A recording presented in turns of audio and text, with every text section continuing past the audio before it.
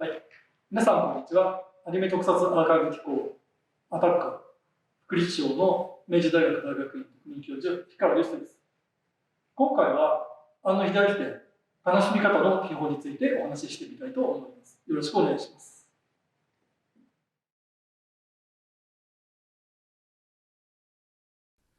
今回はですね、開催中の庵野秀明展に関してですね、その見どころになるもの、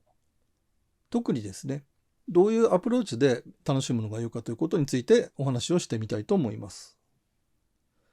まずですね、今回の庵野秀明展、普通の展覧会だとですね、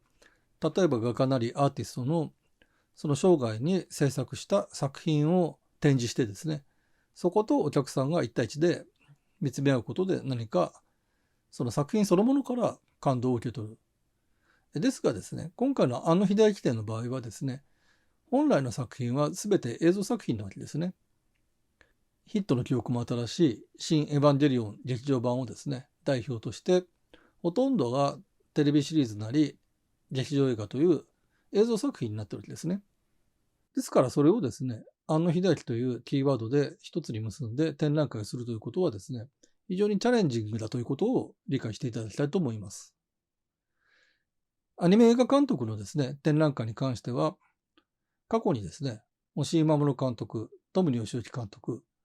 高畑勲監督、そうしたですね、監督の名前をタイトルにした展覧会がありました。しかし今回のですね、庵野秀明展がそれらと最も違うのはですね、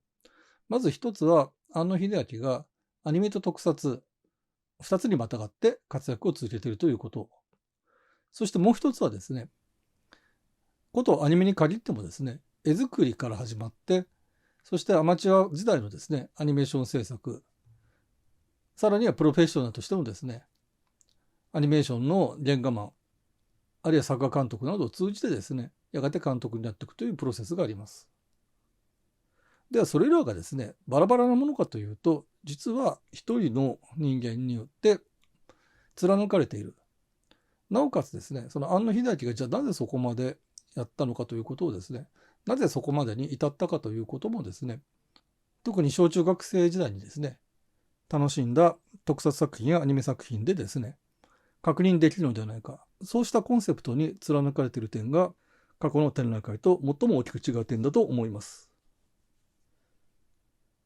では、じゃあどういうふうにですね、今回の展覧会が面白いか、大きく3つあると思います。一つは、今述べたような庵野さんの人生が面白い。これは非常にわかりやすいですね。で、もう一つは、庵野さんが歩んだ足取りを含めてですね、アニメーション作り、特撮作りが面白いんだということですね。そして3点目はですね、作品に隠された謎解き。これが面白い。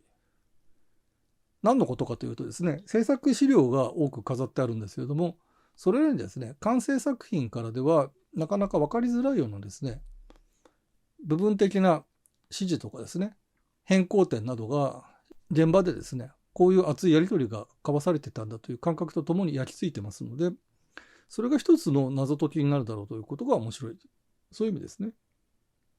そして最大の魅力はですね、これだけ大きなスペースを使って、いろんな制作物が一堂に会していることです。今述べた3点もですね、実はバラバラなものじゃなくて全部関連がありますので、それをいろんな展示物を見たりですね、対象したりすることでですね、より理解が深まることが多いと思います。そもそもですね、美術館、あるいはですね、こうした芸術の展示会というのは何がポイントかというとですね、一つは教養が試される場所だということですね。それを見に来た人がそれまでいろんなところでですね、蓄えてきたような教養、知識、それらがですね、その展示されているものによって触発されて、どのような意味を持つのか。これは芸術の歴史をですね、辿っていけばわかるんですけれども、それをあなたはどういうふうに読み解いたんですかというようなことがですね、その人自身の品格なり、ステータスを決めるような、そういう役割を担ってですね、芸術作品というのは発展してきました。そしてもう一つはですね、そこにまだ至ってないような若い人たちにとってはですね、教養を蓄積する場所としても機能します。だからなんとなくエヴァンゲリオンってすごいなと思ってたんですが、その背景にはこんなようなですね、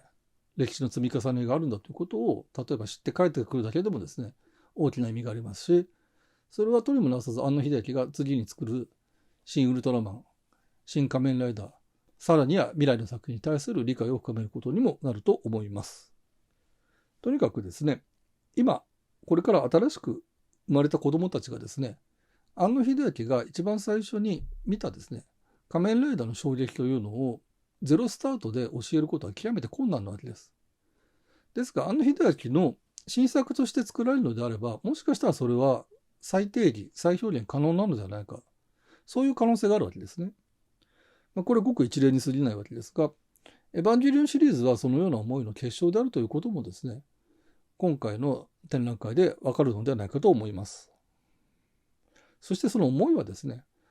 昨日今日のものでもなく、流行に左右されるものではなくてですね、もう物心がついて自分でも何か形になるものを作りたいと思い始めた、そうしたですね、中学高校のあたりからですね、連綿とつながっているというですね、そこも一つの注目ポイントだと思います。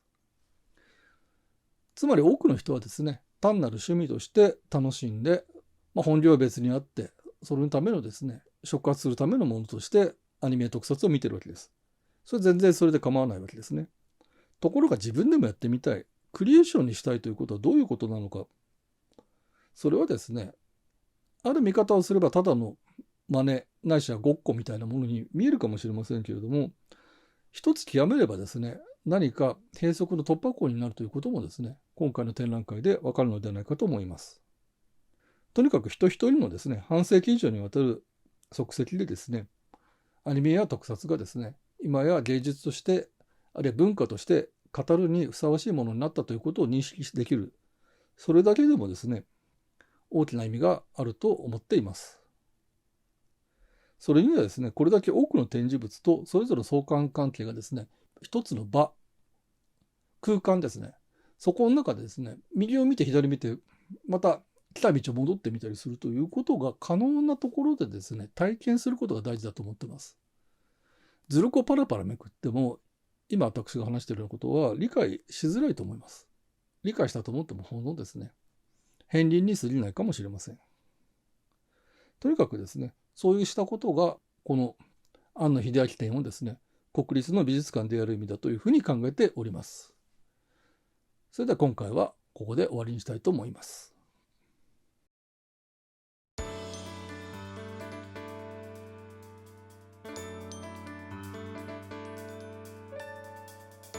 会場では ATAC アタックグッズも絶賛発売中です。よろしくお願いします。